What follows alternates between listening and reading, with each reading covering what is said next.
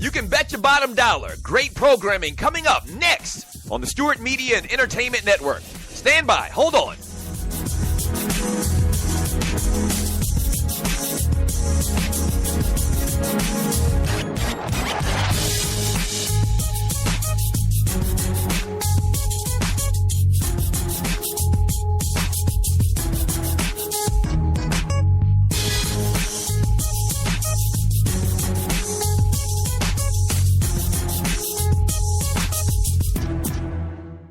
Talk at its finest, coming up next on the Stewart Media and Entertainment Network. In about 2 minutes, stand by.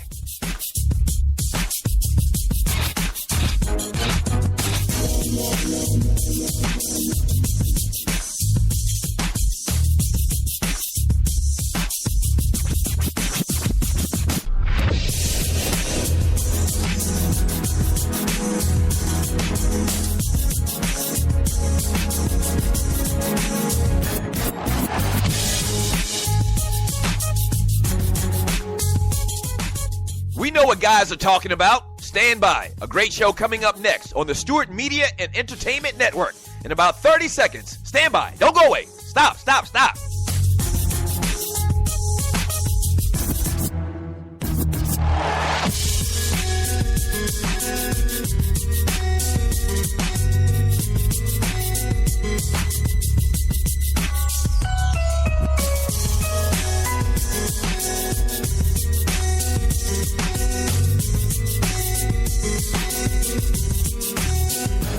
If they're talking about it at the barbershop, we're talking about it here on SME. Great show coming up in about 30 seconds. Don't go away. Stand by.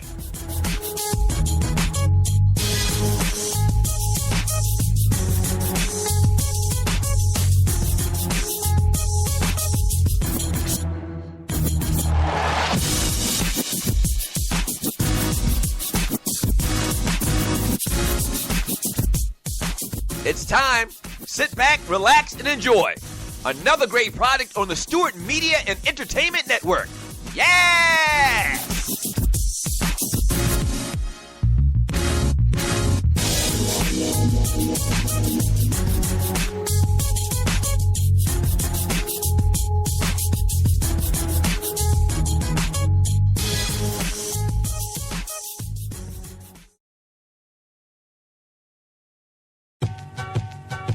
It should go just like we talk normally. Right. That's the idea. We ain't trying to, pretend like, we ain't trying to, because we can curse. We can do, what I'm saying? We say the hell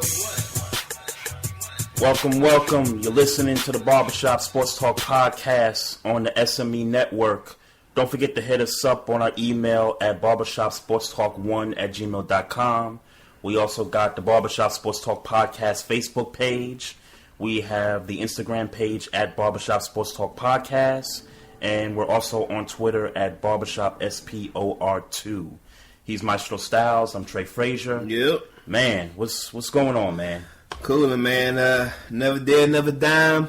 Shout out to your boy Fat Joe on ESPN the other day, yesterday. Yeah, I saw that, man. I saw that. Breaking, well, not breaking I don't think news, it was breaking per se. because I feel like I knew that. I feel like we all kind of knew who he was talking about. At least I knew. Let's say that. Yeah, I didn't know so much. I guess he kind of confirmed, I guess. Yeah, he kind of confirmed it.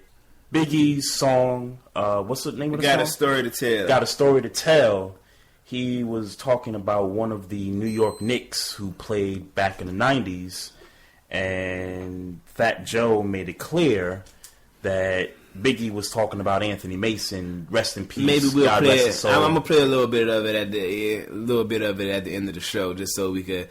So for listeners who don't know the story, but basically, I'll make it short. The story basically, Biggie meets this chick.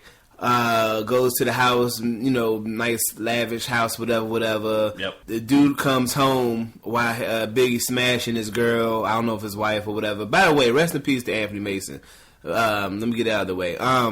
Then he talks about basically in order to not get caught have his wife be caught cheating or his girl cheating, he made it seem like he robbed Anthony Mason to make it seem like it was a robbery all along and not him smashing his girl. Right.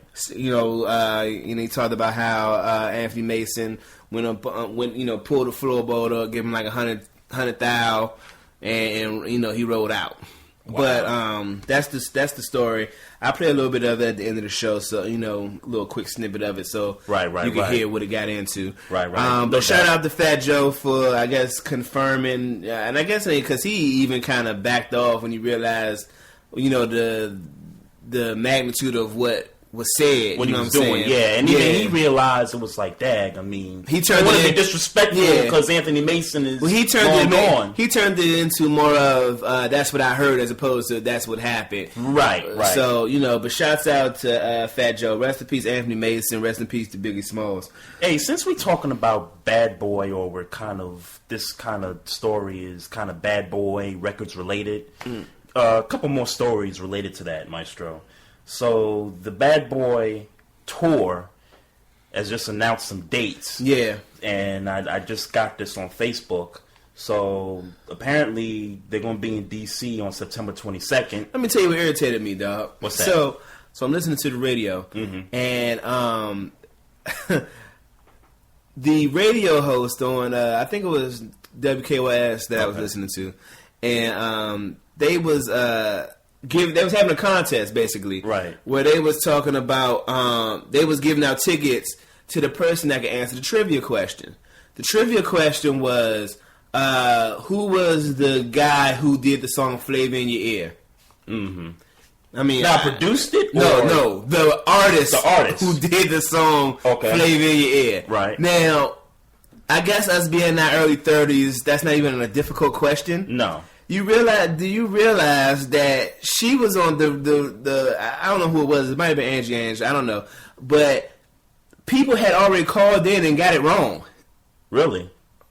Must be some millennials, man. It was people that called in. Yeah. Like she was talking about how she was frustrated because nobody could answer Craig Mack. Wow. That's some millennial stuff. Yeah, it's just showing us how old we are. Like we're really getting old, where people don't know who Craig Mack is. It is. Now, Craig Mack didn't have a great illustrious career. He had some songs though. I mean, if he had a hit. No, he had a hit. No, he definitely had some. Yeah, but if you were a Craig Mack fan back in the day, he had a couple of songs. Yeah, but his career mainstream wise. Oh no. Flavor in Your Ear and the remix to Flavor in Your Ear, of course. Which really, it was more about the remix than it was about the original song. Sure. So exactly. Yeah. So it was more about the artists that guest starred on that remix too. One more story related to Bad Boy before we move on here. So I'm in the living room and my TV has an option to play YouTube videos. Yeah. So it was one night before I was getting ready to watch one of the NBA playoff games, and I decided, let me just kind of have a flashback moment here. So I'm searching videos and stuff, and I get to the Puff Daddy, G Dep, and Black Rob video. Let's get it. Yes, where they're all dressed in black and white. They got the little kids doing the Harlem Shake and all that stuff. The original Harlem Shake. The original Harlem Shake. Yes. So as I'm looking at the video, what's funny? I didn't mean to cut you off. Right. What's funny is that when the new Harlem Shake came out, I was telling my kids this ain't the real shit. Let me show y'all the real shit. Right. Yep. So I typed in Harlem Shake, original Harlem Shake, right? Mm-hmm. There was no videos of kids doing the original Harlem Shake. I really had to go back and show them G-Dep video. Yep. In order for them to see what the Harlem Shake looked like. Right. Well, and to be quite honest, the Harlem Shake, the original Harlem Shake came out when there really wasn't video phones and all that stuff. So I could kind of understand why it was hard to find. I feel like somebody should have did a video. Because we talking, 2001? Yeah. I feel like somebody should have did something. Yeah, I'm sure, but I couldn't find it on YouTube. I can understand if you can't find many videos of it. Yeah, I guess. But as I'm watching this video, in the first minute of the video, I see a chick on there that looks exactly And I need the chat room. Shout out to the chat room. I need somebody in the chat room to verify this for us. But I could have swore I saw Benzino's wife. I don't know if they got married or not. But the chick Althea from Love and Hip Hop Atlanta. I don't even know what she looked like, bro. Yeah, I could have swore that was her in the beginning of the video in front of this ride. And I need somebody to verify that for me because she in the face, it looked exactly like her. And it looked like she was like thin back then. You know, now she's picked up a little bit of weight, whatever. But I just thought that was kind of funny. It's like, wow, like you ever watch videos from years ago? Oh yeah. And then when you watching these new shows that come out, you're like, wait, she was in that video. Yeah. You know that I had that kind of moment there. So. Yeah, anybody verify that for me, please. The Let's Get It video with Puff Daddy, G-Dep, and Black Rob. Shout out to Whoa, one of the most gangsterous bad boy records ever. Yes. Yeah, shout out to Black Rob, man. 45 years old. G-Dep still in jail? I don't know. That's a good question. Yeah, I wonder.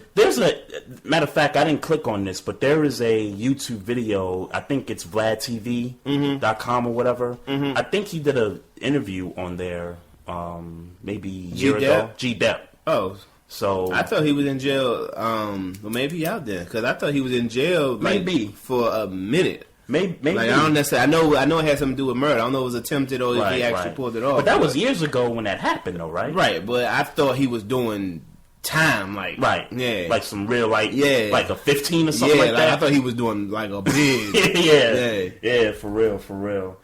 Gronk is on the cover of Madden, which is some bullshit, by the way. Who would you want on there? Antonio Brown? No, I mean, in all seriousness, I mean, I ain't gonna lie though. I saw a Photoshop of Antonio Brown on the Madden cover as in the Dancing with the Stars shit. And that kind of made me laugh. But Cam Newton should have got it, man. And there ain't nothing to it. Cam Newton should have been on the cover of Madden 17. I don't know what the hell these guys was thinking about. They say it was a vote, and you telling me that Gronkowski won over Cam Newton? Nah, I don't think that's a vote. That wasn't no motherfucking vote. They wanted Gronkowski to get that shit. Now I was never a voter in this Madden cover shit, but I definitely won't be now because I don't even feel like my vote count. Yeah. That's some bullshit. EA Sports. Cam Newton is no reason. It's no reason why Cam Newton should have. Because what's the trend in the past? It's been, I guess, the player that's had a great season, and the following year they kind of get the grace to cover Madden. Is that how that works? Well, I know they pick us. I guess they pick a certain amount of people. This is me speculating. I'll be honest with you. I would imagine that when it comes around, the people who I think it's like an 8-person election. 8 people get selected for the cover. I think that's based on, fans saying, hey, these are the 8 people we want. Yep.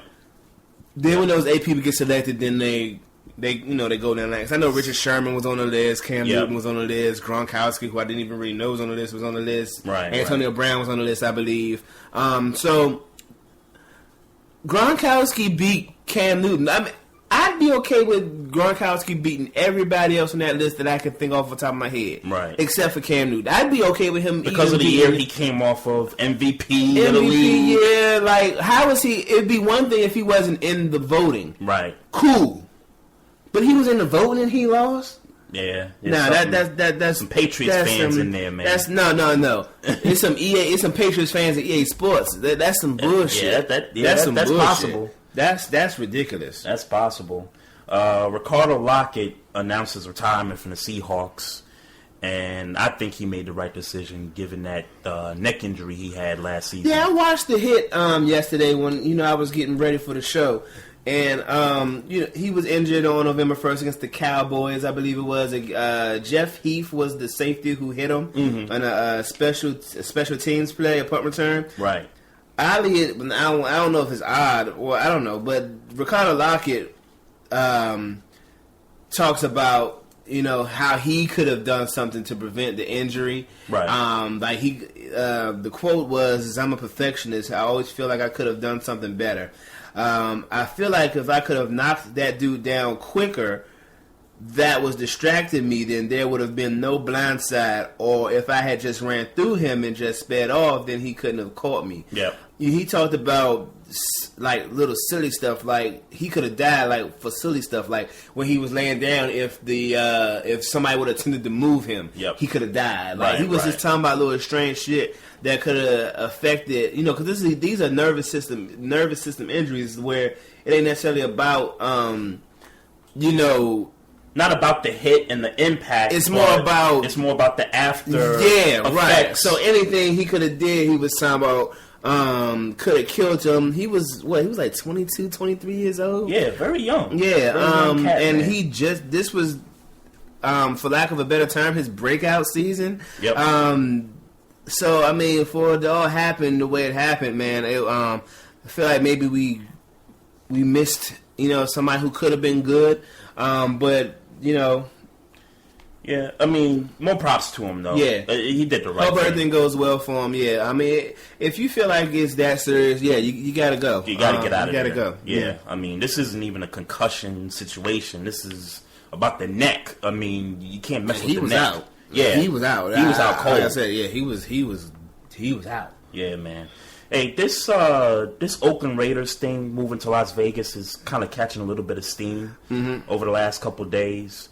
And I got a story here. So Jerry Jones, the so ever powerful Jerry Jones, who I think at times runs the NFL. I might think he's commissioner at some points, but he was asked whether Las Vegas was a destination for a football franchise.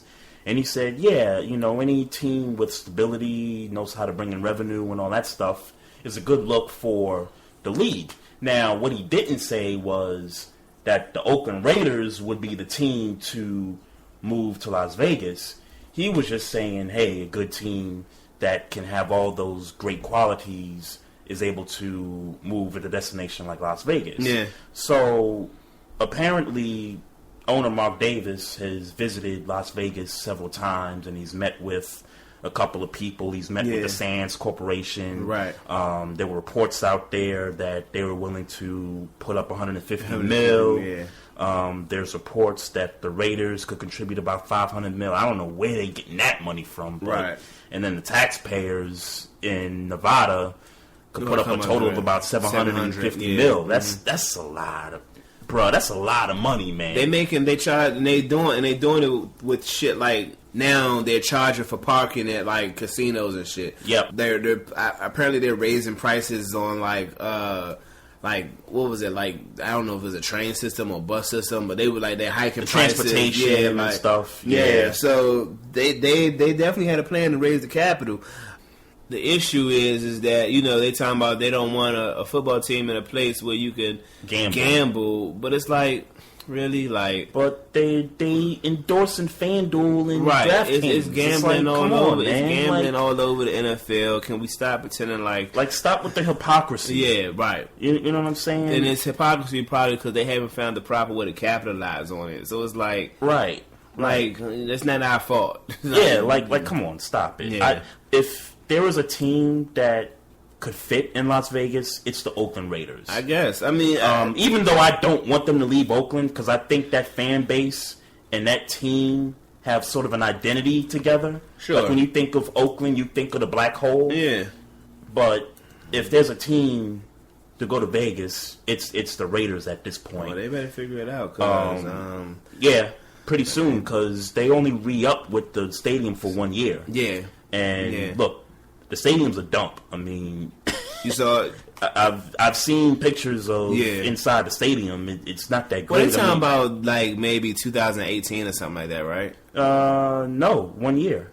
But, the A's, the Athletics, they play in that same stadium. Oh, they converted to baseball during the baseball season, and then converted back to football. Oh no! I'm talking about the Vegas stadium. Oh, the Vegas stadium. It's supposed to be a dome stadium. Yeah, that's 65,000 seats, something like that. Something like that. Yeah. But I don't think they put a year on it yet because I don't think that they fully agreed that.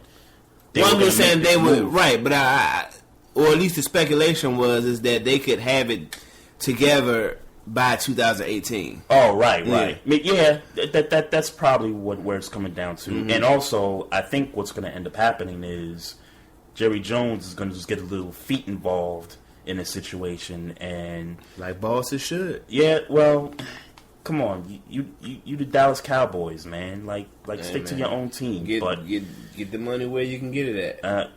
Well, you're making money either way. I mean, I don't think the Raiders moving to Las Vegas is going to lose money for anybody. Well, sure. Well, unless you're somebody in Oakland. Yeah. But other than that, from an overall perspective, everybody should win in this situation. Yeah. Now, I've also seen reports that Jerry Jones had not asked, but he had kind of put a statement out there for Mark Davis to sell the Raiders because he doesn't think that he's the best guy to properly run the Raiders. Yeah, so I think this is all just in one connection that a team in Vegas is okay, but not with Mark Davis running it. Not with Mark Davis, you know what I'm saying? So. I mean, with all respect to Mark Davis, I mean, he certainly ain't Al Davis. I mean, he's not Al Davis, but he's younger. But if he was if he took the approach of Al Davis, he would move that team to San Antonio just to stick it to Jerry Jones. Right. You remember Rashae Caldwell? He was a wide receiver in the NFL for the Patriots. Yeah, went to the Redskins for a stint for like a year or something like that. Yeah. This is what I remember about, and I'm gonna get to this story in a second. Mm-hmm. This is what I remember about Rashae Caldwell. Oh, I know where you go. Yeah. I remember the 2006 AFC Championship game. It was Colts Patriots, and I remember a play where Patriots is on offense, Colts on defense, and nobody was covering Rashae Caldwell on the sideline. He was just like wide open. All you had to do was just throw it to him, and he was going to go with how many yards, whatever that was, and score a touchdown. Yeah. And it was funny. The announcers was like, "Yo, there's nobody covering the guy." Yeah. And Brady sees it right away, takes the snap, he throws it to Rashae Caldwell, and he drops the ball. Yeah. And it's like, wow, like, dude, that's what got you. Because remember, that was the year before they got Randy Moss and Wes Welker. Mm-hmm. And they went on because Caldwell was supposed to have been the guy. Right, like that was their intentions on getting him. And, Yeah. So there was this article on Yahoo.com talking about his stint in the NFL. He played that 1 year with the Skins, and then he just kind of faded into the sunset.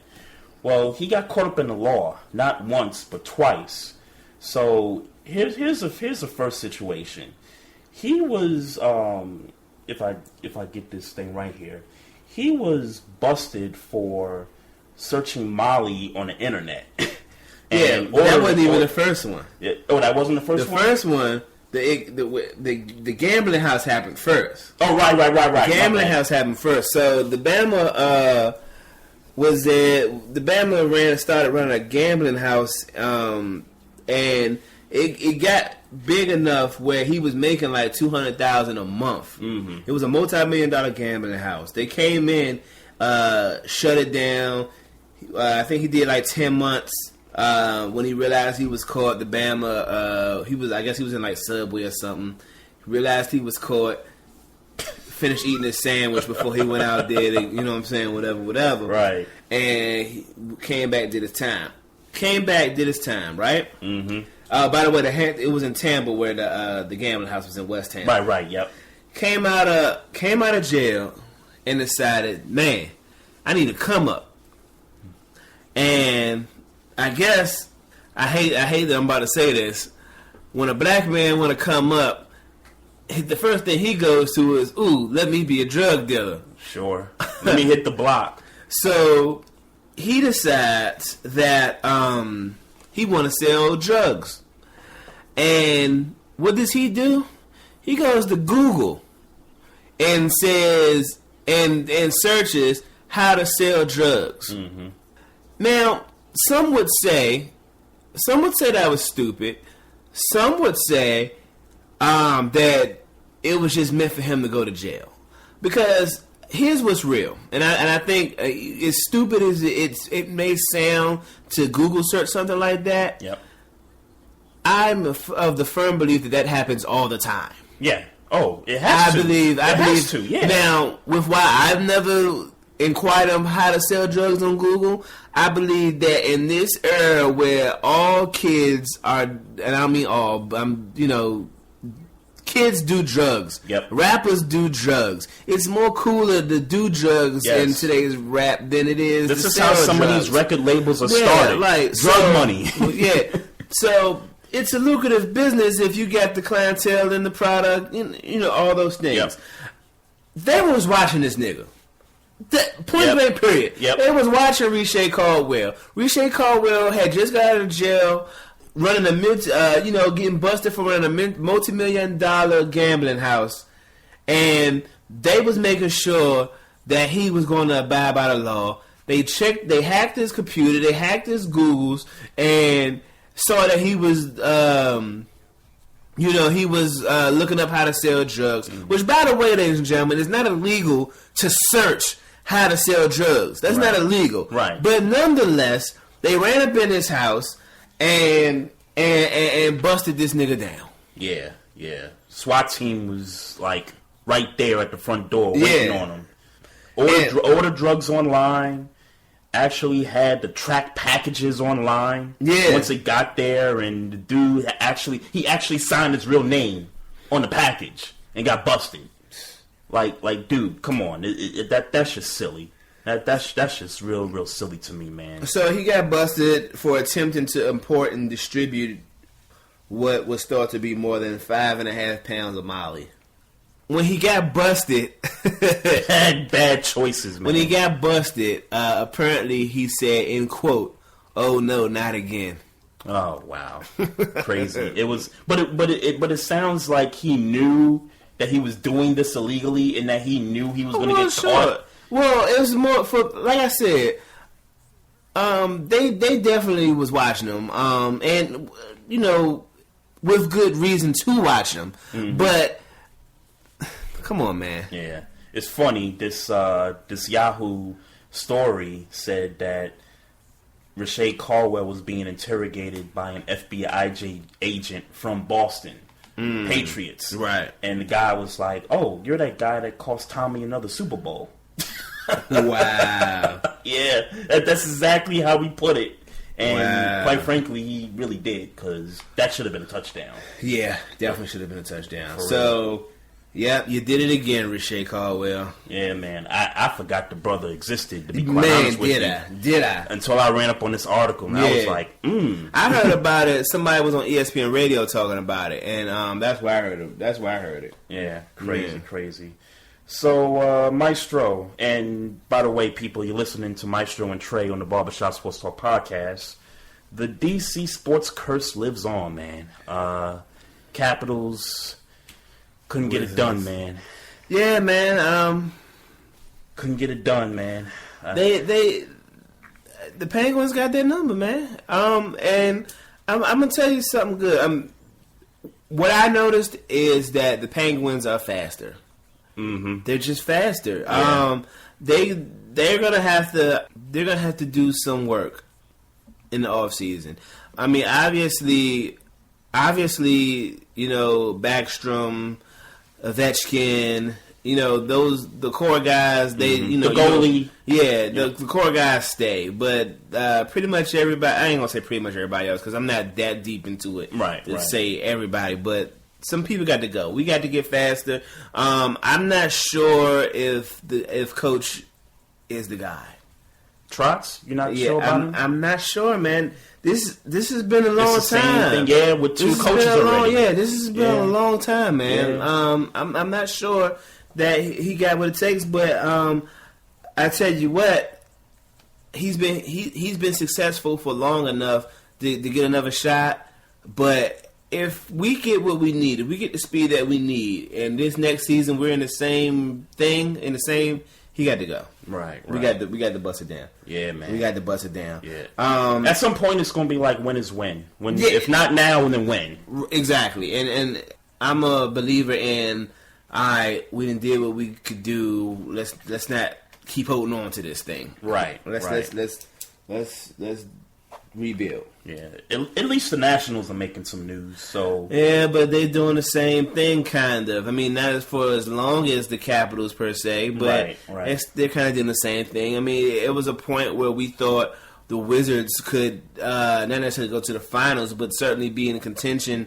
In Eastern Conference and Eastern Conference Finals, and it's now they're back to, well, I don't want to say they're back to what they were before they got. Yeah, no, but they're not there yet. They need that guy that you talked about last week. Yeah, they need that guy. But with the Nationals, at least Strasburg gets a 7-year contract extension, so that's good. Yeah. And yes, and the way they did it was kind of, he's going to get paid $15 million annually from 2017 to 2023 when, for the length of the contract. Right. Then after the contract is over, I guess if he retires or even if he plays, they'll pay him $10 million after that, from 2024 to 2030, so it keeps the payroll lower on the short term, right? And then if the actual value lowers if it's paid out over the 7-year life of the contract, and it'll bring that to about $162 million. So I mean, it's still this is not a situation where Bryce Harper is in you get Strasburg and now Bryce Harper's got to go somewhere else. Right. So it's still a situation where they can keep Strasburg, they can keep Bryce Harper, when that situation presents itself, and cool. Yep. So I'm cool with it. Strasburg, he's a good pitcher. I mean, I don't think he is what he was when he first came out. Right, with all that hype. Yeah. But he's still. But I think now that the hype has died down, he's had the ability to just be a good pitcher without all the hype. So. Shout out to Strasburg. Shout out to the Nationals for getting that done. Yep. Yeah, your boy Scherzer threw 20 Ks in the game. Last week too. And shout out to that Instagram post of, I think it was Scherzer on 20th and K and down in DC. So yeah, man. He had a monster game last week. Yeah. Your boy Bryce just served the 1-game suspension for cussing out the umpire. And what's crazy about that was, they threw him out, and then when they walked off, I guess they won the game at the end there, he came back out on the field. Well, how I read it is that he never even left. He never left the dugout. Yeah. See, when you're ejected, you're supposed to leave the dugout. Go take a damn shower. Yep. Apparently, he didn't leave the dugout, so then when, at the bottom of the ninth, the bottom of the ninth, Clint Robinson hit the game winner. Right. Then Harper came out and was like, yo, had something to say. Had something to say to the umpire. He said he just had some choice words. He didn't say what he said to him. Right. Yeah, but shouts out to Bryce Harper, man. Sometimes you gotta turn up on these niggas. You the best baseball player for my money in the game. Sometimes you gotta turn up on them, man. Turn up on them one time, man. So shout out to Bryce Harper. Yeah, speaking of sports curses, I had a chance to watch the 30 for 30 over the weekend, Maestro, on Believe Land, about the story of the Cleveland sports curse. Yeah. Great job by the narrator and great job by everybody that covered the story here. So obviously, they talk about the late 80s Browns that went up against John Elway. Mm-hmm. They talk about the fumble by Ernest Biner in that second AFC championship game. Then they talk about the mid-90s Indians that went to the World Series and they lost on the last ninth inning of the game. Yeah. And then obviously they talked about the Browns leaving for Baltimore. They talked about LeBron coming into his own, leaving for Miami and coming back and all that good stuff. So it was a great documentary. Hey, maybe Cleveland might get the chip this year with the Cavs. You never know. I had thought about this because I'm on Wikipedia a lot. Wikipedia. Is that what it is? He is Wikipedia. Wiki? Or Wicca. Wicca. Yeah, Wikipedia. Oh, okay. You old. That's all right, you old. Oh, you know, whatever. But, yeah, I'm on there a lot. And they have a page for the cities with the longest droughts without a championship. Uh-huh. So, obviously, Cleveland's been without one for 51 years. And then you kind of go down the list, and then you look at Washington, D.C., 24 years without a title. I think the Redskins won the last one in 91, 92, something like that. Yep. So I'm thinking to myself, if they ever did a documentary like that for DC, similar to this Cleveland one, there's some things that you can actually put in a documentary for DC sports. Yeah, hell yeah. Yeah, man. I mean, we could talk about the Capitals, blowing 3-1 leads, not getting past the second round. You could talk about RG3. You could talk we could talk about the Wizards. Yeah, you could talk about Wallace, Rasheed Wallace, Chris Webber, Juwan Howard. Yep. And they all went to win a title in Detroit. Rip Hamilton. It's... And not just that with the Wizards. You can talk about how the Gilbert Arenas era just kind of just ended the way it did. Yeah. It was a disaster, man. So... you could put something like that. I would love to see that. And please, if ESPN, if you do this, go to Simple City. Go to Simple City and knock on Chet's door, man. Because this dude will tell you about the Redskins, he'll sit you in front of his house, make some barbecue chicken for you on the grill, and he'll really tell you what's going on with the Redskins, because he is well documented. Yeah. He one of those diehards. He one of those guys that hated Kirk Cousins when the whole RG3 thing, but then was like, all right, well, like now he can't. They just automatically started caping for Cousins. Like a lot of Redskins fans that I talked to, who was talking shit about Kirk Cousins. Oh, why we get him? He ain't shit. Yeah. But when he had to be the guy, was like, all right, Cousins, let's see you doing your thing. Yeah, man. right. Like Deshaun Jackson on the team. Yeah, getting it done. Yeah, man. I think there's a lot you could put in that documentary, but I'm sure that if DC... Because one thing about Redskins fans, man, when you a Redskins fan in DC, you a Redskins fan in DC. Particularly since Dan Snyder is on the team. Oh, yeah, but it's more about... the Redskins fans have this thing. Like, they act like they didn't just go 5-11 the year before. Right. And they'll come back this year talking about they're going to go 11-5, 10-6. You know what I'm saying? Like because of a defensive lineman acquisition or something, like Albert Hainsworth come, and then all of a sudden, all of a sudden he just got fat. Yeah, so Redskins. I ain't gonna say the most delusional fans because I ain't talked to all the. I don't know a fan of every NFL team, but Redskins fans just growing up in it my whole life is like those dudes will act like nothing just happened, like nothing, like they didn't just go 4-12. And talking about, they're going to go 10-6. I'm like, what? Based on what? Yeah, right. Like what? Dan Snyder still owns a team. As long as that's happening. It's that Andre Roberts and Pierre Garçon and you know what I'm saying? Like, as long as, again, I think the Redskins before Snyder, and I don't know because I'm not a DC native, but it sounds to me like before the Dan Snyder era, that the Redskins were somewhat successful. Well, in the 80s. Pretty much after Mark Rippon. And, it's interesting because Mark Rippon left the Redskins immediately after winning the Super Bowl, went to the Rams and was garbage. Right. Yeah. He won the one in 92, or was that Doug Williams? No, that was Mark Rippon. It was one in 92? 92, yeah, Mark Rippon. Doug Williams won all the 80s. The 80s one, yeah. Okay.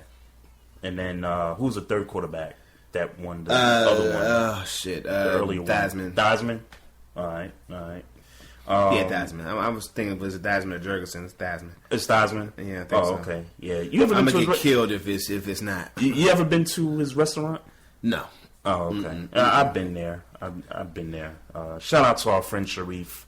He took us there one time. It's shout out to LeVar Arrington.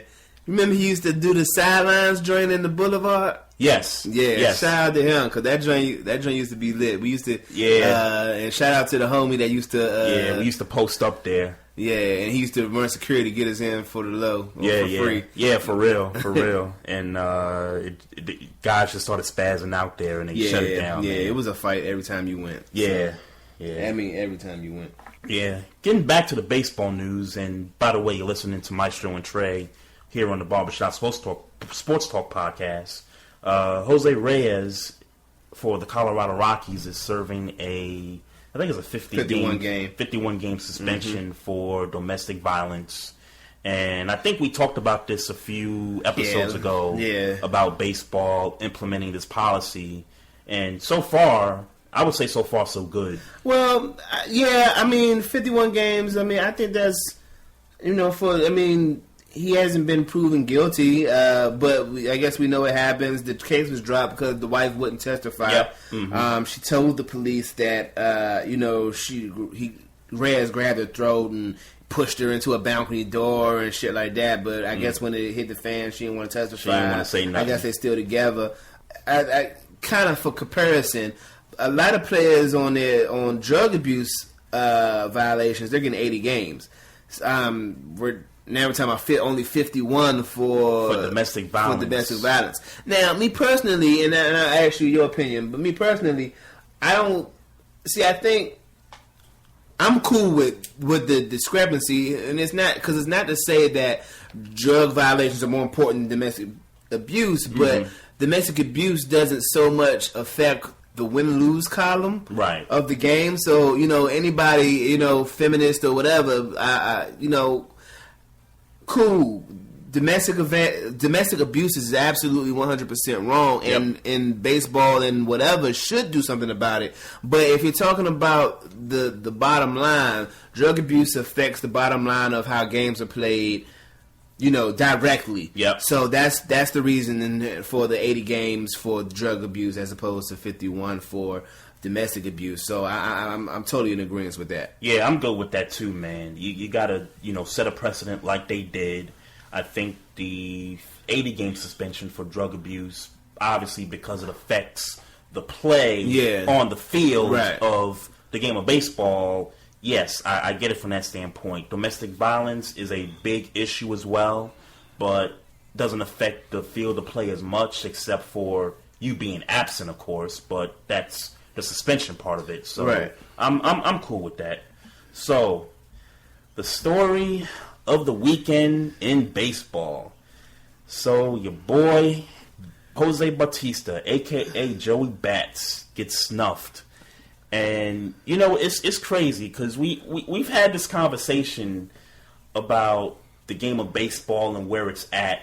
And since then, you've had Bryce Harper come out and said, hey, the game needs to be more fun. It needs more attention and all that stuff. Well, tell you what, baseball got a lot of attention. Yeah, baseball looked like World Star last weekend. Yeah, they got a lot of attention this weekend. So just to kind of recap what happened here. So this is the Rangers and the Blue Jays in I think it's a 3-game series over the weekend.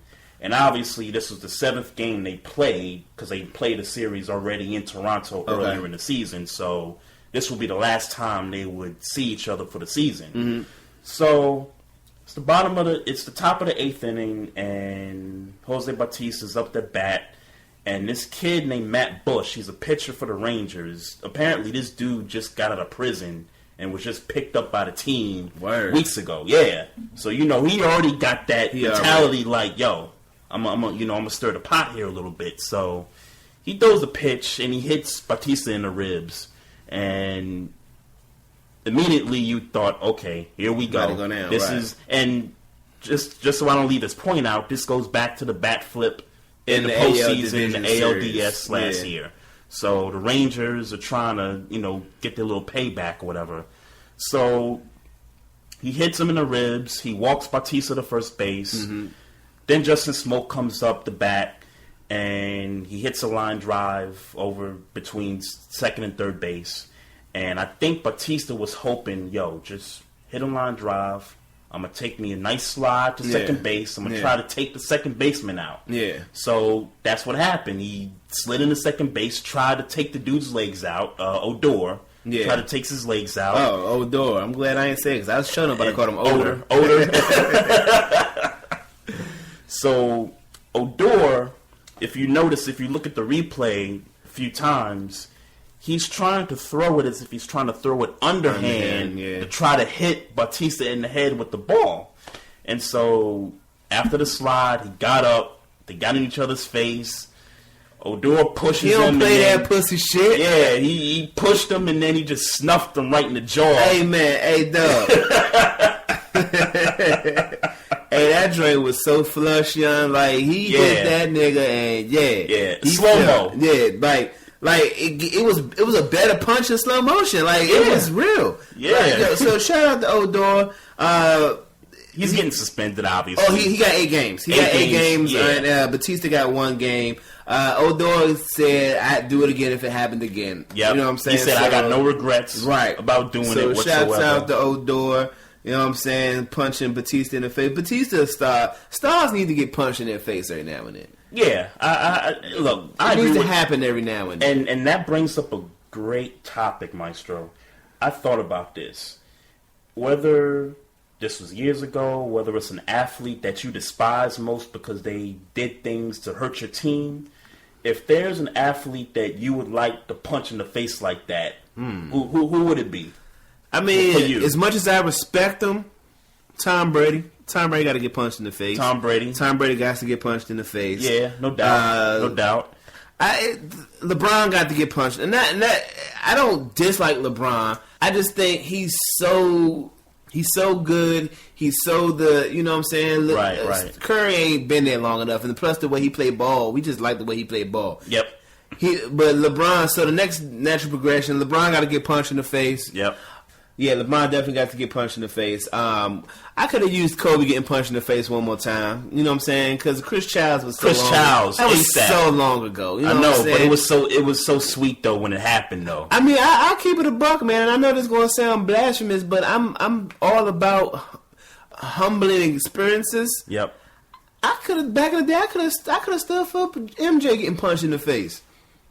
I could have stood for it. Yeah. I mean, not because it has nothing to do with me, like, because I love Michael Jordan. Right. Nigga. I ain't like him. Yeah, his shoe, first of all, shoe game, it's not, but the shoe game, yes. I'm a sneaker. Yeah, I can never hate Michael Jordan just off of that alone. Right. I can never hate Michael Jordan, but he's smug. He's smug on the court. He's smug off the court. Yep. He could have, stood for a little humbling by Brian Russell back in the day or something, or Karl Malone or something. Right. I could go for that. So LeBron, MJ, Brady. You said Brady, but I guess because Brady's current. Yep. LeBron is current. Yeah, there's a couple of guys in my mind that, and they're no longer playing. Oh, I'm sorry. Alex Rodriguez. Yes, I agree with that one. I think he could take one. I agree with that one. I think he need a good punch. There's two guys on my list particularly that I think deserve a punch in the face like that. Hines Ward, because for me as a Ravens fan, that dude always was punching y'all niggas. He was punching y'all niggas in the face. Yeah, he got Ed Reed one time. He was punching y'all niggas in the face. But yeah, that dude deserved a punch in the face. He might be the reason that Vontaze Burfict played the way he played. Yeah, you never know. And I say this, Reggie Miller, when he played back in the day for the Pacers, he deserved to get a punch in the face. Yeah, no, he's another guy. I mean, I can see why you say that. I don't necessarily agree with it, but I can see why you say it. Yeah, but I mean, Reggie played very cocky though. Yeah, back in the day. Yeah, I mean, it wasn't just because my Knicks played him a bunch of times. He was like that with, anybody that he played. Yeah, everybody. Yeah, anybody current. I'm trying to think of somebody that's current that could. I can't think of nobody. Tiger? Would you want to punch Tiger like that? Nah, in the face? Tiger done got punched already. Like that whole he's been punched. He's been more than punched. Kicked in the nuts. He's been more than punched. He's good. He's been getting back surgeries. He's humble. He's humbled at this point. Right. Yeah. Right. Yeah. I guess that would be the question. Who needs to get humbled? Yeah, that's really what I based it off. I mean, Not to say that these players are. I mean, I don't mean like these players aren't humble. They don't appreciate their gift. Right. It's just more like, all right, a reality every now and then. Mm-hmm. Sometimes I need a reality.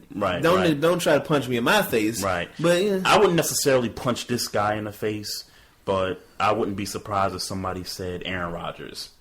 I wouldn't be surprised about that. Yeah, I wouldn't be surprised. And it's not so much on the field. It's at the press conferences that he does. People gets very cocky and stuff. Right. By the way, people, we're not condoning violence or anything like that. We're just having a little bit of fun here. Trey not condoning violence. Violence is necessary in the world. As much as we don't want people to be hurt and things of that nature, the reality is that some people don't even... We don't want nobody to die here. I don't want nobody to die, but even that's going to happen. But it's not that I don't...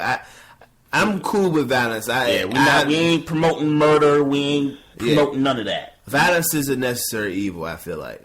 So, speaking of getting punched in the face, all right. Deontay Wilder and Alexander Povetkin's, according to Jay Diaz, the manager of Deontay Wilder, the fight is canceled. Now, Povetkin's promoter, Andre Ryabinski, I hope I'm saying his name right, said that the mandatory fight had been postponed because Povetkin had been drug tested recently, and he was tested positive for a drug called meldonium. The promoter's defense is that he took it in September when the substance was legal. The substance became illegal in January of this year. And I guess it still stays in this system from September to January. That's a hell of a drug. That's a hell of a motherfucking drug. That's a hell of a drug, man. But the fight was supposed to happen on May 21st, which is this Saturday. Yep. So that makes me sick because we haven't seen Deontay Wilder fight in a little bit. Yep. So that makes me sick. And that was January. the next matchup. That was the mandatory fight that he needed to fight in order to get to Tyson Fury. Yep. Or whoever is holding that belt. So now that's happened, and Deontay Wilder's trainer says that we are not taking this fight because we put in too much work at this point for you to feel like, oh, now you want to have a positive drug test, right? And we're not postponing, we're not fighting you. And you know, like I was like Alejandro told me, I keep wanting to call him Alex. Alejandro, RBI Boxing told me, shout out to RBIBoxing.com, there's ways that he can get to the fight he want to get to. Right. So, on all accounts... So this Povetkin thing is not going to hamper Wilder from getting the fight that he wants to get to. It shouldn't. The WBC is investigating right now.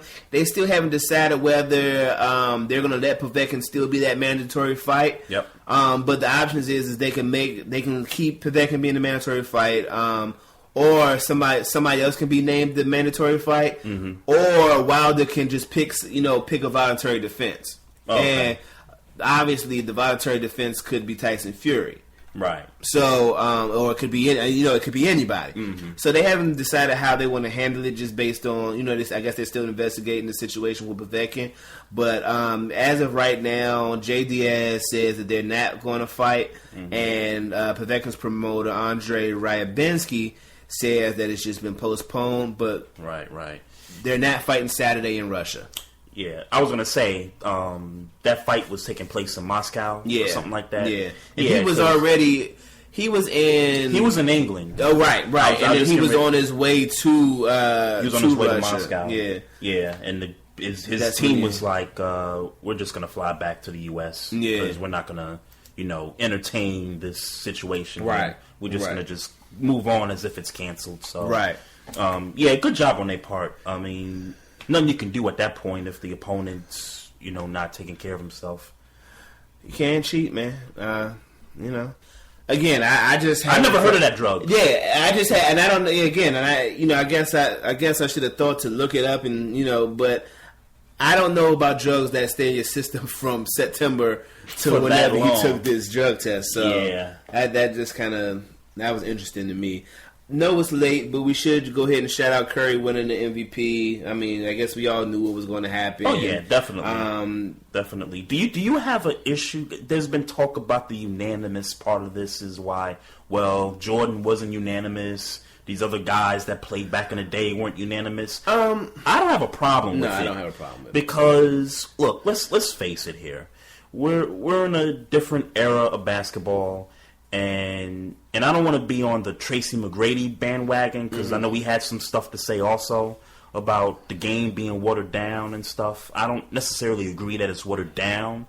I just think that there may be far less talented players in today's game than it was when Jordan played. Well, it seemed like in Jordan's era, it seemed like every team had their guy. Now not every team has their guy. Well, here's what's emphatically true. You can't hand check. You can't hand check in the NBA anymore. Yep. So that's one thing. Fouls are, this is a finesse game. I mean, it was a finesse game back then, but now it's a finesse game. Like it's finesse now. I mean, you can't touch nobody. You just can't do it. And I think the other thing that really works on Curry's side is Steph Curry. Like I said, Steph Curry has the best handles that we've seen, and he's the best shooter we've ever seen. Right. I ain't gonna say he's got the best handles ever, but he's got pretty damn close to the best handles ever, and he could pull up and shoot unbelievably. Yep. This is the quintessential street ball player. That like. Only thing he's missing is that he's not a dunker. Right. That's the only thing he's missing. Mm-hmm. But otherwise he's like the dream street ball player that everybody wants to be, but he's doing it in the NBA. He's leading the league. He's getting he's assists. Like the other day, in the Thunder game, yep, he led the team in rebounds. Yeah. Yeah. I know that doesn't happen often. It doesn't. The fact that he impacts the game in so many different ways. Right. It don't have to be scoring. It could just be on the offensive glass. It could he's such a threat. He's such a threat. And then he's small. Right. And he's 6'1". He might be 145 soaking wet with work boots on.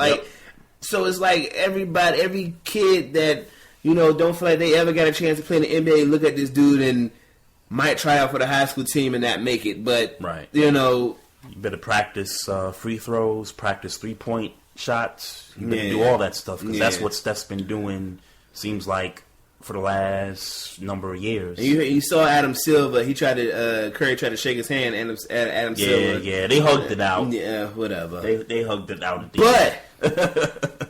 We do got to RIP Steph Curry's ankles. Do we?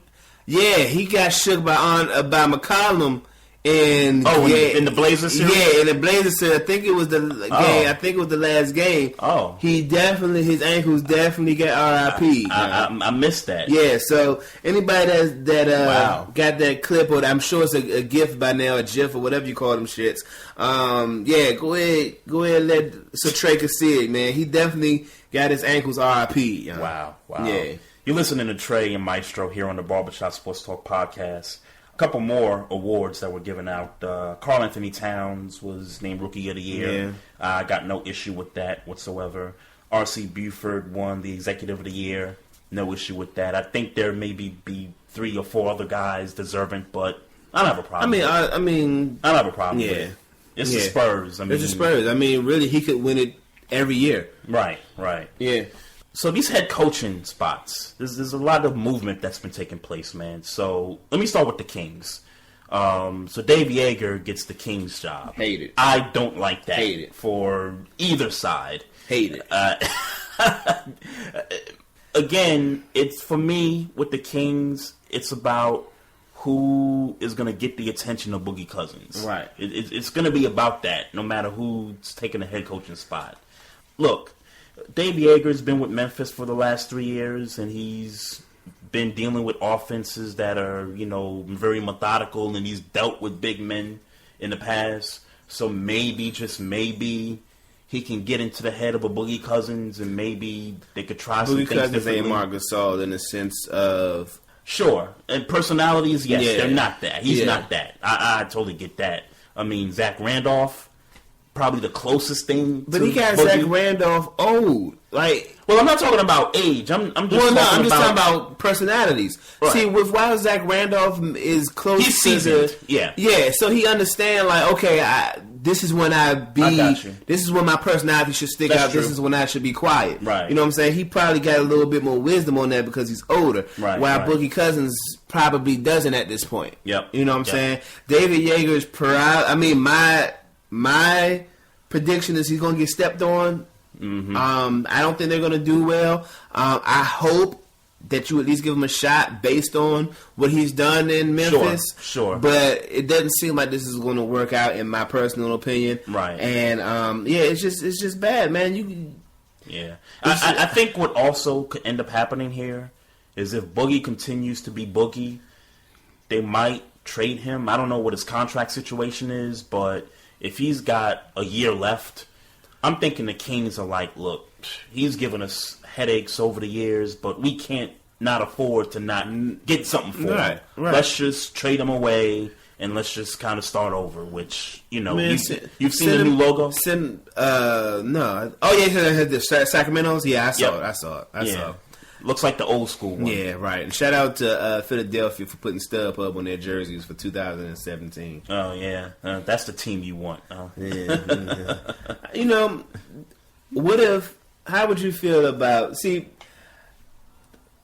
would you feel about a trade? DeMarcus Cousins for Dwight Howard. Boogie to the Rockets? Woo, that would be a more dysfunctional situation for the Rockets. Because it's bad enough that there's some cats on there that ain't quite feeling James Harden.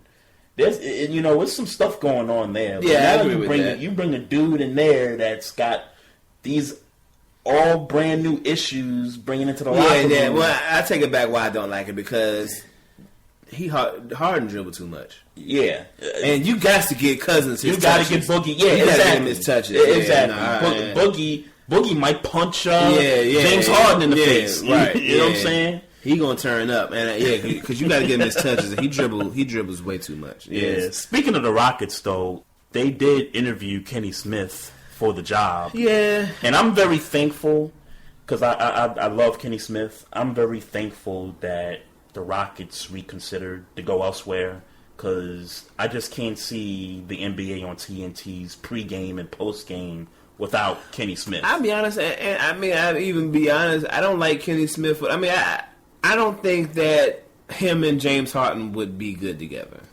Oh, nah. I don't think I don't think him and James Harden would have been good together. Not at all. I think they would have been a bad team. I don't.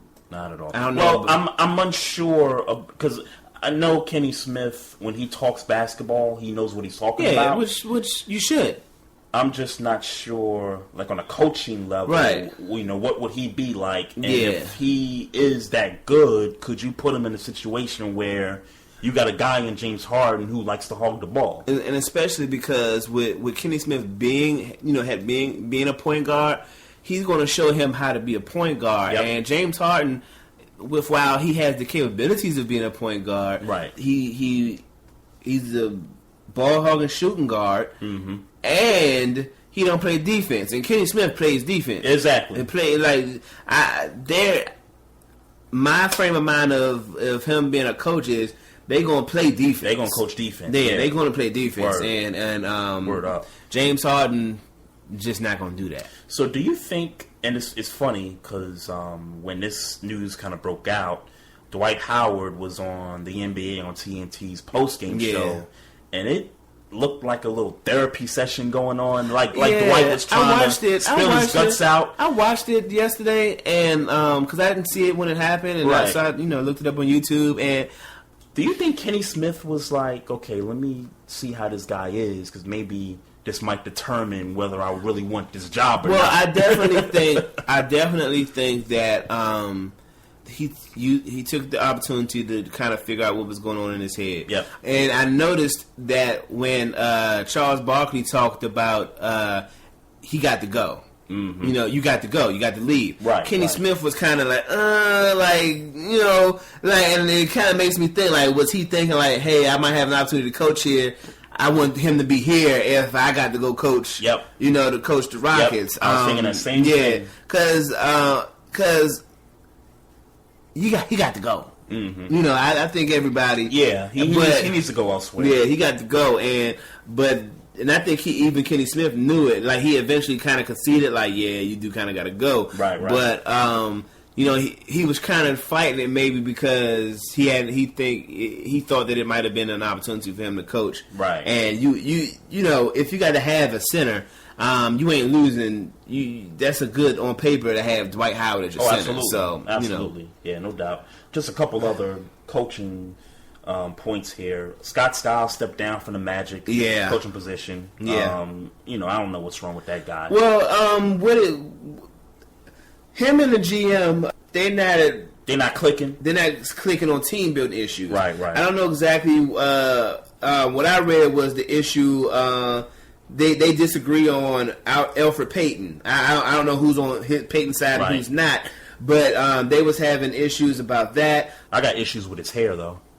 Other than that, right? Other than that, but he was Scott Skiles. This was his first year. He left. People are dating back to his. He coached the Bulls. He coached the Bucks. Quit. Yep. And they're starting this. There's people saying that he's not going to be hired again as an NBA head coach. I could see that. The college game might be more what's for him because he doesn't. And again, this is just me reading reports. Mm-hmm. He doesn't connect to the modern players what people think. Like he would rather have kids that he can kind of groom in his way, his thinking, as opposed to having to deal with grown men who have their own thoughts and ideals, and meshing all that together and making it work. Right. Then it's also said that he's kind of this I like to get it my way thing. Mm-hmm. So he's always trying to go around management to try to find ways to get his way, even though management might agree or disagree with what he's doing. Frank Vogel is what I heard is the guy that they're looking at. So that would be good, man. Couldn't Frank Vogel needs to be coaching somewhere. Yeah, and I would love it if Phil Jackson out there would just put his ego aside and just hire the guy.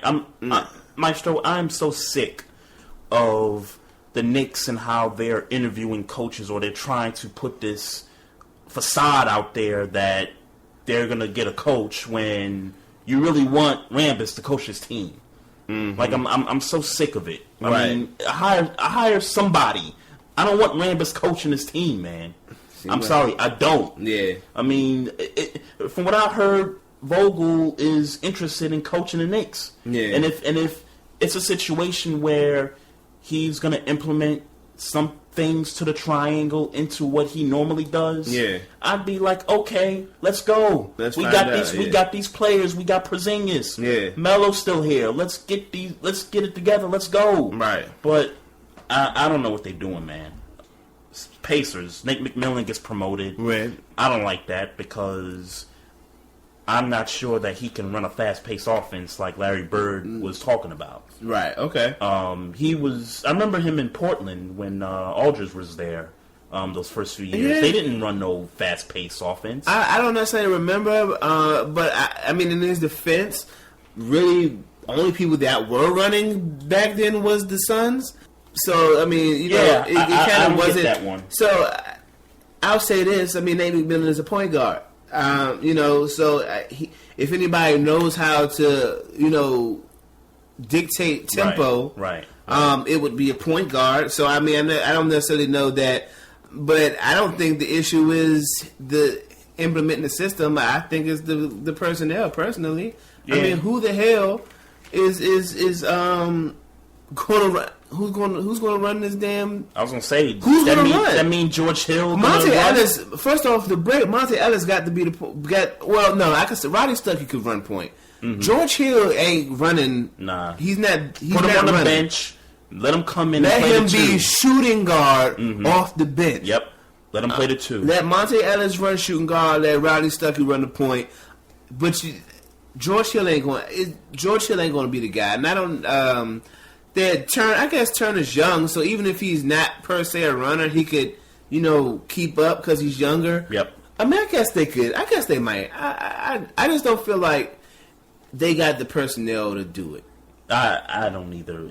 Again, I don't like the move because to me it's like you could have kept Vogel for that. For that. Well, if they don't run, yeah. But we'll see. I guess we're just gonna have to see. Yeah. I'm not feeling it though. Patrick Ewing interviewed for the Grizzlies job. I'm sorry. I think it's just me. He interviewed now. They didn't hire him yet. Yeah. I understand that Ewing's been doing this for years, assistant coaching. He's, Right. I just can't look at Patrick Ewing as a head coach. I just can't imagine it. I don't know why I can't imagine. I just can't imagine. I damn sure can't imagine him coaching the Grizzlies if Yeager's gone because they're not running. Right. You remember when we seen him out in Atlantic City, Patrick Ewing? Yes, I remember that. I think that's why it's like I look at Patrick Ewing and it's like, what are you? Like, I just can't imagine him. An assistant coach. He's a good assistant coach. I will say that. And if you've been a good assistant coach long enough, you should get a shot to be a head coach. And I just can't see it. And I ain't gonna front, man. I mean, he's kind of earning his stripes for years definitely, doing it. Definitely. And I think that, and I don't know what it is, why he can't get a head coaching spot. I don't know what it is. And maybe it kind of goes to what you're talking about with the Grizzlies wanting to run more. This is what the league is now. I think everybody's trying to implement run more. Yeah. And I think because Patrick Ewing played as a big man and he's going to implement the big man coaching in you got dunked on by Scottie Pippen. Like, I can't get over this stuff. Like, I know that has nothing to do with him coaching. He might get hired somewhere and be a great coach and not have to eat everything I'm saying. Mm-hmm. But until that happens, it just don't feel right. Yeah, but he's a good assistant coach, and he's been that for years. So he deserves an opportunity. I hope he gets an opportunity. I hope so too. But I hope it's not with the Grizzlies because I don't think that he's going to speed shit up. Right. I don't think so. But if he gets assistants that could maybe preach some, fast paced stuff, maybe you never know. Yeah. So NBA playoffs, man. What do you expect the Blazers to do now since they got knocked out the second round here? Not much, to be honest with you. I hope for Damian Lillard and CJ McCollum's sake that this team didn't overachieve this year, because they definitely did based on predictions and projections and all that stuff. I hope that if they can maybe just improve the bench a little bit, because I do think they got role players. I do think they have. If they could just keep the chemistry together, I don't think they have to do much. I don't think so, dude. I think do what they do. I think what's key for me is Aminu for real. Mm-hmm. Is he for real? Yep. Because in the playoffs, and Plumlee. Plumlee. I think Plumlee is Plumlee. I think who he is right now is who he's going to be. Mm-hmm. I'm cool with that. Right. I'm cool with that. But Aminu. They need a solid 15-point guy. Yep. 12. That can average 15. 12 to 15. Yep. Shooter. Like, and I ain't watched a whole bunch of Blazers regular season. Right. But they looked like a good team. They and I know Aminu hasn't, but Aminu hasn't been doing this all year. Right. So when he started producing like this, they looked like a team that they couldn't beat the Warriors, but could they have beat per se the Clippers if they got really hot? Right. Yeah, they could beat the Clippers. With Blake and CP3. Yeah, right. Mm-hmm. Maybe they could have beat them. Sure. With this type of Aminu playing. Yep. So for me, I would like to just see the development of these younger players.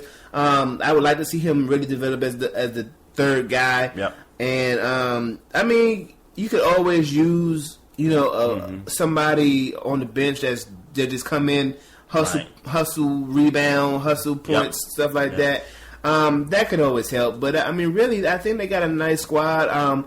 Do I think they got a championship squad? No. I mean, but we don't know what Lillard and McCollum is going to grow into. Yeah, and watching them in this series against the Warriors, they look like they could hang with the Warriors, and it looks to me like if they could find that Draymond Green, if they can get that guy, they're going to be something special in the years to come. Mm-hmm. So for the Spurs, is this it for Duncan, man? You know, part of me, I mean, the logical answer is he's done.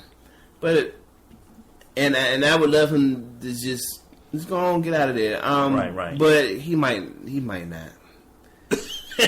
He's scared he's just gonna come back and he might just do it just because you know, Duncan's not the type of guy to bring attention to himself, so it wouldn't surprise me if those small, press conference, very intimate press conference would take place, and he'd just say, "Hey, I'm done from the game.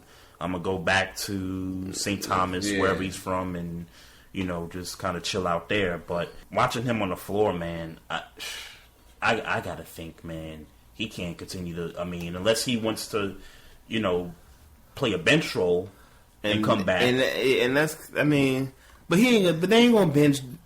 They ain't gonna bench him. Yeah, well, they're not gonna bench the Spurs. Not. They benched Ginobili, but But they ain't really even. I mean, he was benched, but he wasn't really benched. Right. I feel like, and I could be wrong. I feel like he's getting just as many minutes as whoever the hell is starting. Right. So this Thunder's Warriors Western Conference Final, man. We just saw a good game 1 the other night, man, and bro, you might be onto something. I mean, it's early. It's early, but this is if one thing's for sure, two things are for certain. Russell Westbrook's not playing, and he's locked in. Yeah, he's definitely locked in. Yeah, and Kevin Durant is quietly. I mean, I think he's locked in too. He's quietly. He had a bad stretch of shots. He had 7 in a row that he missed in the fourth quarter. Yeah, I get that. He's quietly now that he's the top 2 player in the NBA, and none of that's died off. Right. It seems like without the pressure being on him, he's kind of quietly making these strides. Yep. Hey, it's time for me to get a title. Yep. You know what I'm saying? And that was when I made the prediction last week. I was thinking about it. I had been thinking about it. I don't think the Spurs are going to beat the Thunder because they're old. Right. They're old, and but then so now when we get to the fast forward to the Warriors over, now we're at the Warriors. It's okay. If Russell Westbrook really, really, really, and this is just my personal opinion, right? If he really decided, I want to shut Steph down, I think he does it. Yep. I mean, and I'm Steph Curry still find ways to get some shots, but it'll be he'll score 25, but it'll be that insignificant 25 where it doesn't win the Warriors the game. I think Klay Thompson is probably one of the best shooters in the game, but I think best Kevin Durant, shooter. I think Kevin Durant can deal with that. Yep. And then we forget Kevin Durant is probably in the top 5 best shooters of the game. Oh, absolutely. I think we forget that. Yeah. This year. Mm-hmm. I don't know how well Ibaka's playing, but it just feels it's just me. It could be me. Right. It feels like the Thunder's 3 stars can compete with the Warriors' 3 stars this year. Yeah. You know who I got to give credit to? I got to give credit to Billy Donovan because I remember his days in Florida. Where he had Joakim Noah and he had Al Horford, and he tailored that offense to those 2 guys, big guys. Right. You look at the Oklahoma City Thunder, and you got Enes Kanter and Steven Adams. And look, I mean, people thought them being on the floor for as long as they have was going to be a big issue because the Warriors were going to small ball them to death. But look, these big guys are getting it done. Yeah, they keeping up. Yeah. So I got to give credit to the coach, man. And I don't know if, I mean, there's definitely something special happening here. And like you said, it's early in the series. I fully expect Golden State to win Game 2, and then we'll just see what happens in Game 3 and 4. But there must be something special going on with that organization. I don't know if it has to do with the tragedies that took place in the midseason. I don't know what's going on I'm here. going to tell you something good, bruh. I wouldn't be surprised if they won Game 2. The Thunder. I wouldn't be surprised. And I understand why. Steph Curry, when they lost, he said something. It just seems so arrogant.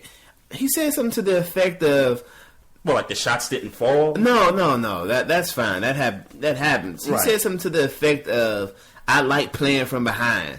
Right. It's like, what? Mm-hmm.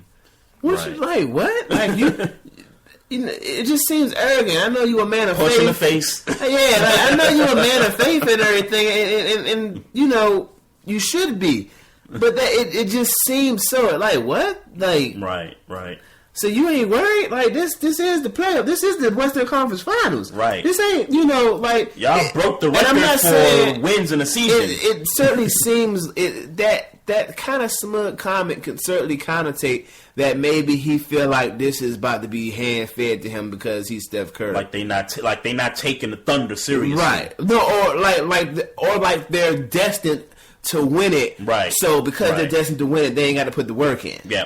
No, I got you. So I don't know, man. I wouldn't be surprised if, and I'm certainly not calling for the Thunder to sweep the Warriors, and then that would be blasphemous. But I could see the Thunder in 6. I see your point because when I look at Game 1, Westbrook and Durant shot poorly in that game. If you think that's going to happen again, I mean, moving forward, the Warriors got some things they got to deal with in terms of that. Yes, the Warriors didn't shoot well themselves. I think Draymond Green took too many shots. I think he had like 20 shots in the game.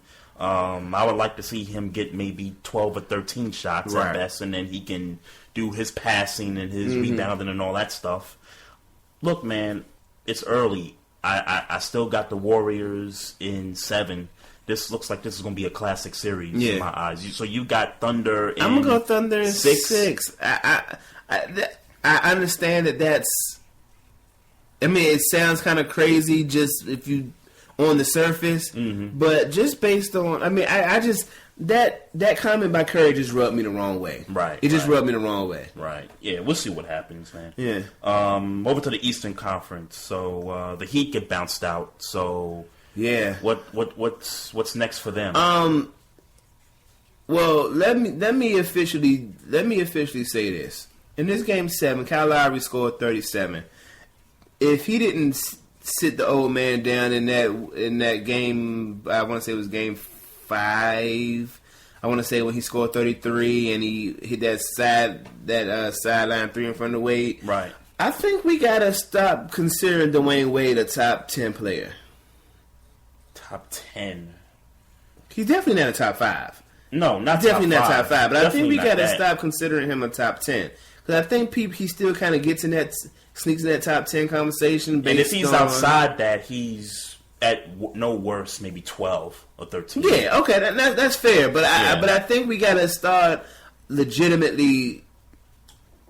He's not a top 10 basketball player anymore. And it's not his fault. He's just getting old. He's getting old. Yeah, he's getting old. I get that. I get that. Because, like we have been saying all through this series, Dwayne Wade was going to wield this series, and he didn't. Sure. Point blank, period. He didn't. Right. Dragic was having better games in this series than Dwayne Wade was. It's just that Dragic wasn't consistent. Yeah, right. So, I think that's got to happen, and with that. What do the Heat do next? I mean, they got a solid point guard. I mean, I wouldn't say solid. They got a point guard who has potential. Yeah. Hassan Whiteside obviously is very.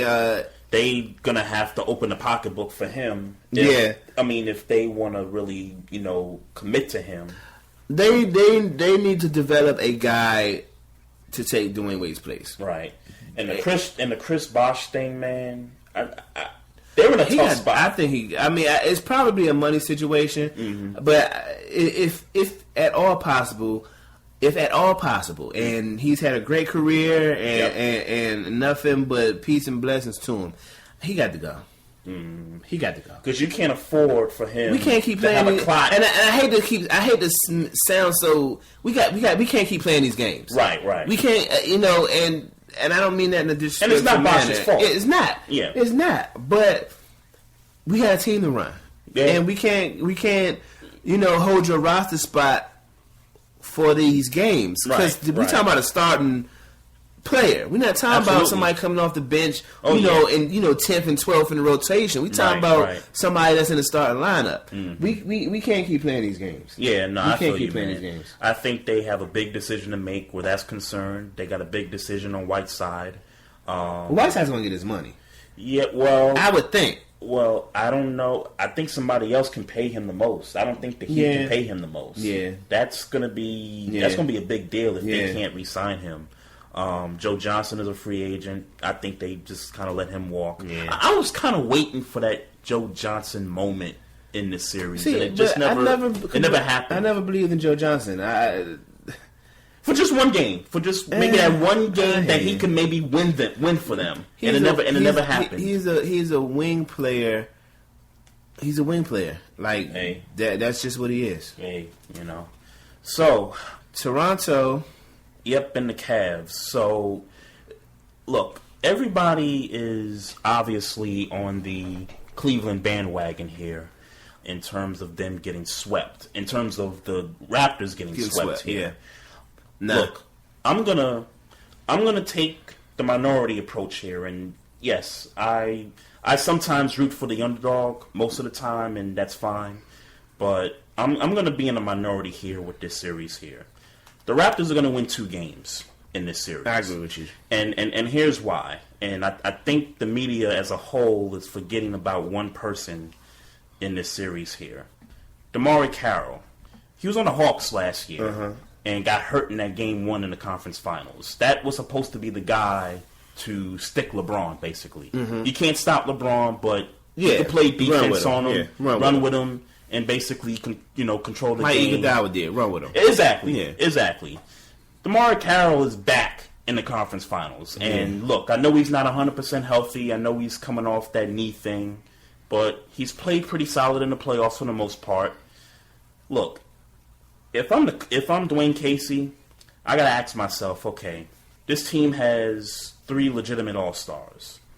LeBron is obviously the focal point. So what can we do to slow the Cavs down? What can we do to get them out of their rhythm? I would say you got to make LeBron shoot from 3-point land. You got to keep LeBron from inside the paint.